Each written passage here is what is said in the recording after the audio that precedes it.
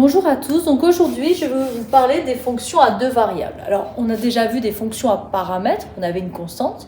Lorsqu'on vous dit deux variables, c'est-à-dire qu'elle va être influencée par deux éléments. Alors en sciences physiques par exemple, vous allez avoir une ordonnée qui va être à la fois influencée par exemple par l'abscisse, x, et par le temps, t. Donc vous allez avoir deux éléments qui vont modifier. C'est ce qu'on appelle des variables. Alors on va le voir d'un point de vue purement mathématique, ça veut dire que ce type de fonction va délimiter une partie du plan. Alors regardons ce qui se passe. Si on fait l'exemple ici, f de xy égale 2x plus 3y moins 1. Moi, clairement, ça me rappelle quelque chose, ça me rappelle l'équation cartésienne d'une droite. Donc, dans la mesure où on mettrait égale 0. Sauf que celles-ci vont prendre r valeur, toutes les images, c'est-à-dire qu'ici, on va définir un plan tout entier, d'accord ? Des droites qui vont être collées les unes à la suite des autres. Donc, ça veut dire que finalement, ce type de fonctions vont définir une surface. Et c'est ce qui va se produire ici, lorsqu'on va étudier g de xy, qui va être l'étude d'une partie du plan. Sauf que moi, je vais vouloir savoir sur quoi elle va être définie, d'accord ? Parce qu'on va avoir des contraintes. Ici, en effet, on a du ln et de la racine carrée. Alors, on sait clairement que sous le ln, on va avoir que à l'intérieur du ln, il faut que ce soit strictement positif. Donc là, je prélève ce qui est à l'intérieur du ln et ce qui est sous la racine carrée. C'est-à-dire qu'ici, je vais avoir deux conditions pour définir cette surface, cette partie du plan. D'accord ? Ça va être un ensemble de définitions, mais du plan. C'est-à-dire qu'ici, on va avoir, donc à l'intérieur du ln, je prélève, je vais avoir ici x plus y qui doit être strictement supérieur à 0 et y moins x qui doit être supérieur ou égal à 0. Je vais avoir quoi alors ici comme condition ? Je vais me retrouver ici avec y qui va être supérieur ou égal à x. Ce qui va amener quoi ? Ici, là, on va s'interroger sur ce qui va se passer si on veut que ce soit supérieur à 0.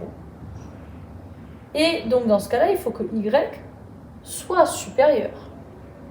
Et donc ici, qu'est-ce qu'on va avoir ? On va avoir que 2y, ici, doit être strictement supérieur à 0. Donc, on va avoir quoi comme condition ? Qu'il faut que y soit supérieur à 0. Donc, je vais avoir y qui doit être supérieur à 0. Et on va avoir ce travail-là. Et aussi, dans la même condition, on va avoir ce travail. Ça va nous permettre de définir notre plan.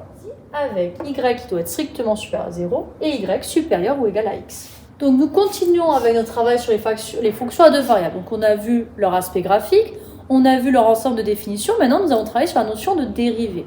Alors, comme il y a deux variables, on va utiliser la notation de sciences physiques. Savoir si on dérive en fonction de x ou en fonction de y. Donc ici, je vais avoir cette notation. Je vais avoir la dérivée de xy.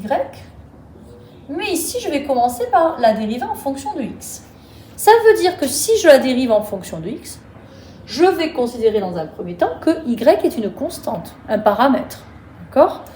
Dès ce moment-là. Donc là, que va-t-il se passer ? On a xy, donc j'oublie y, c'est ma constante, et je vais dériver x. Alors x c'est 1, mais y c'est une constante qui est multipliée. Donc je vais avoir du y. Là, j'ai du y carré. Ça sous-entend que selon x, c'est une constante. Y ne dépend pas de x. Donc là, vous savez vous aussi que la dérivée d'une constante qui donne 0. Et là, regardez, on va avoir une fonction composée. Donc ici, la dérivée du cosinus qui est moins sinus. Et à l'intérieur, je vais donc dériver xy. Pareil, xy, c'est le même cas qu'ici. Je vais donc me retrouver avec la situation suivante, c'est-à-dire moins y sinus de xy. Je vous invite à revoir la vidéo sur les fonctions composées et les fonctions cosinus et sinus. Mais dans ce cas-là, si on dérive en fonction de x, je peux aussi dériver en fonction de y. C'est-à-dire que là, je vais avoir la même chose, mais en fonction de y. Alors, regardons ce qui se passe. C'est maintenant x qui est considéré au moment de la dérivée comme une constante. X fois y, je dérive en fonction de y c'est 1, il va me rester x. Ici, qu'est-ce qui va se passer ? On a y carré, ça va nous faire plus 2y. Et là, on va avoir le même procédé, sauf qu'on va avoir moins x. sinus de xy. Donc ça veut dire qu'on va pouvoir dériver en fonction de x et de y. C'est là que je vais faire apparaître ce qu'on appelle le gradient. D'accord? Le gradient, c'est delta f à l'envers ici, qui a xy, donc dans R2, lui associe la dérivée de f en fonction de x et la dérivée de f en fonction de y.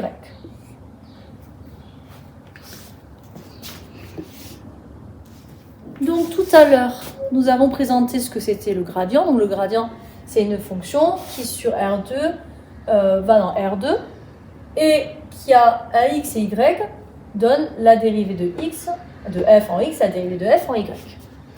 On va reprendre l'exemple précédent pour illustrer ce qui se passe. Donc ici, on a dérivé. Donc là, on a nos images respectives, hein, ici par rapport à ce qu'est un gradient. Sauf que là, je vous demande de le calculer en 0 et pi sur 2. Ça veut dire qu'on va calculer cette dérivée lorsque x vaut 0 et lorsque le y vaut pi sur 2. Alors, ça va donner quoi? Je prends cet exemple. Ça veut dire qu'ici, je vais remplacer x par 0. Or, sinus de 0, ça fait 0. Okay, et on a y qui vaut pi sur 2. Donc, on va avoir pi sur 2. Et maintenant, je vais faire la même chose pour la dérivée de f en fonction de y. Je vais remplacer x par 0, donc 0, 0. Et on a 2 fois pi sur 2 qui donne pi. Donc ça veut dire que là, à chaque fois, le gradient, on va avoir, selon l'ensemble sur lequel elle est définie, on va avoir des images dans R2.